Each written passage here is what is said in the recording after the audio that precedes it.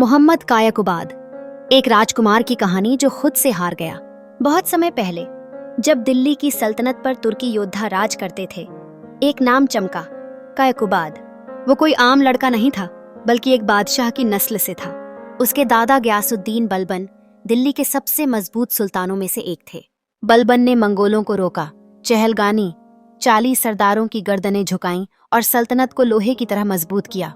जब बलबन चला गया तो उसके वारिसों में कोई वैसा दमदार नहीं था। तभी दरबारी अमीरों ने सोचा, हमें ऐसा शासक चाहिए जिसे हम अपनी उंगलियों पर नचा सकें। और उनकी नजर पड़ी एक नौजवान, खूबसूरत और तेज दिमाग लड़के पर, कायकुबाद। गद्दी पर बैठना, सपनों की शुरुआत। 1261 में कायकुबाद ने दिल्ली के तख्त पर कदम रखा।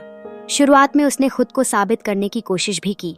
लोगों में इंसाफ बांटा, शाही दरबार को सजा धजाकर मजबूत किया और अपनी बहादुरी दिखाने के लिए सेना का नेतृत्व किया। उसके इरादे नेक थे। वह चाहता था कि लोग उसे भी उसी इज्जत से देखें जैसे उसके दादा बलबन को देखा करते थे। कायकुबाद में हुनर था। उसमें वो आग थी जो बड़े राजा बनाते हैं। मुड़ जब भीतर की जंग शुरू हुई, लेकिन असली लड़ाई तख्त के बाहर नहीं थी। असली लड़ाई उसके अपने अंदर थी। जैसे जैसे ताज का बोझ भारी हुआ, उसे अपनी कमजोरी महसूस होने लगी। उसे चापलूसों ने घेर लिया। विलासिता, लग्जरी के महलों ने उसके इरादों को धीरे धीरे जला डाला। कायकुबाद जीत सकता था अगर वो खुद से लड़ता, लेकिन उसने चुन लिया आराम, चुन लिया दरबारियों की मीठी बातें, चुन लिया सोने के महलों में सुस्ती। और जब भीतर से इरादे टूटते हैं तो बाहर से दुश्मन हमला करने लगते हैं। अंतिम समय, जब इतिहास करवट लेता है, कायकुबाद बीमार पड़ गया। उसे लकवा, पैरालिसिस हो गया। अब वह महल में एक कमजोर, बेबस सुल्तान बन गया जो खुद से हार चुका था।